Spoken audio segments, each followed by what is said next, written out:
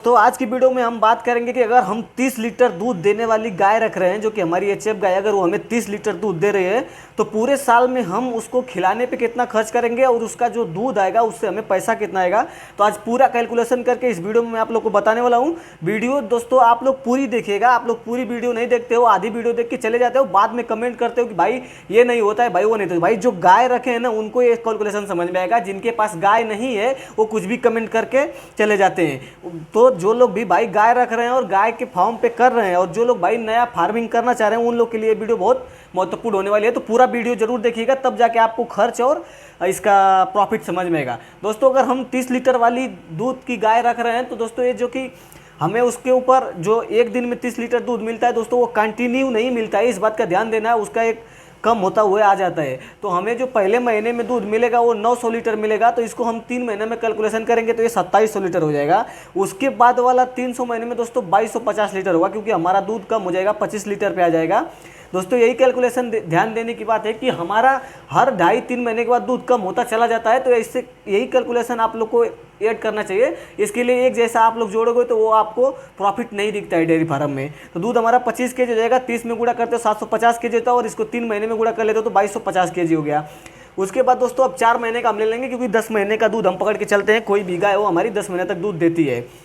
अब कुछ भाई को इतना तक नहीं पता है कि कमेंट करके पूछते हैं कि कौन सी गाय 10 महीना दूध देती है। भाई अगर पता नहीं है ना तो जाकर के गाय जो लोग रख रहे हैं उनसे आप बात करो, आपको पता चल जाएगा।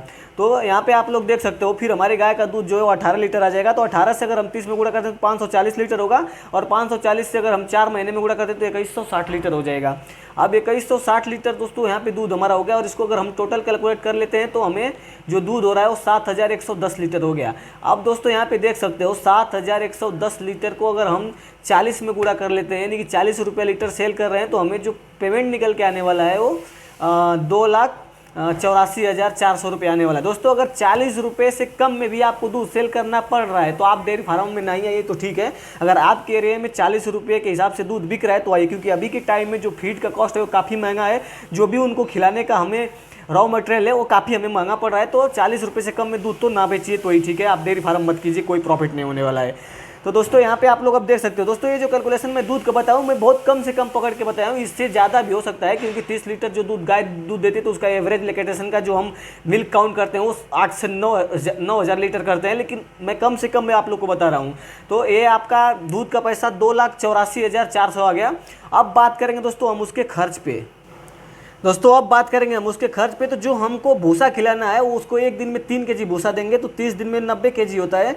और 90 को अगर हम 12 में गुणा कर लेते हैं, यानी कि पूरे एक साल में तो 1080 केजी भूसा हम उनको खिलाएंगे। अब 1080 केजी जो भूसा हमें वो 6 रुपये के हिसाब से पड़ता है। तो हमारा जो भूसे का दाम निकल के आ रहा है वो पूरे एक साल का 6,480 रुपये आ जाएगा। उसके बाद दोस्तों हरा चारा प्लस साइलेज हम पकड़ लेते हैं। तो अगर हम ये हाई मिल्किंग गाय है तो उसको हरा चारा के बजाय अगर हम साइलेज दे रहे हैं तो काफ़ी हमारे लिए बेनिफिट होगा, क्योंकि उनको साइलेज चाहिए ही चाहिए, क्योंकि वो बिना साइलेज का ज़्यादा मेंटेन नहीं रह पाती हैं। दोस्तों अगर आज की डेट में आप मार्केट में साइलेज परचेस करने के लिए जा रहे हो तो आपको 6 रुपये किलो के हिसाब से साइलेज भी मिल जाता है। तो 20 केजी हम पर डे उसको साइलेज देंगे तो 30 में अगर हम गुणा करते हैं तो एक महीने में 600 केजी साइलेज खाती है।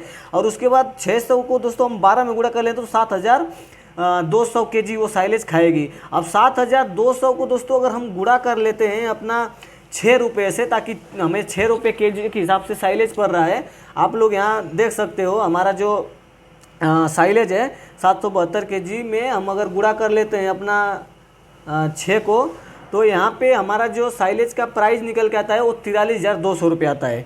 यानी कि पूरे एक साल में हम अगर यहाँ पे जो साइलेज खिला रहे हैं वो हमें 43,200 का अपने गाय को साइलेज खिला देंगे। अब तो जो मेन खर्चा होता है वो फीड का होता है। तो अब हम फीड पे आ जाएंगे। तो यहाँ पे आप देख सकते हो। तो दोस्तों फीड का हमने एक एवरेज निकाला हुआ है। ये आप लोग 7 केजी देख के भड़किएगा मत कि 7 केजी ही, मैं 7 केजी एवरेज निकाला हुआ है। नहीं तो जब वो पीक पॉइंट पे रहेगी 3 महीने तक तो उसका फीड कम 11 से 12 केजी रहेगा, और जब वो उससे डाउन आएगी तो 10 केजी रहेगा। तो ये सारा मैं एक कैलकुलेट करके एक एवरेज 7 केजी से पकड़ के चल रहा हूँ, ताकि 300 दिनों का।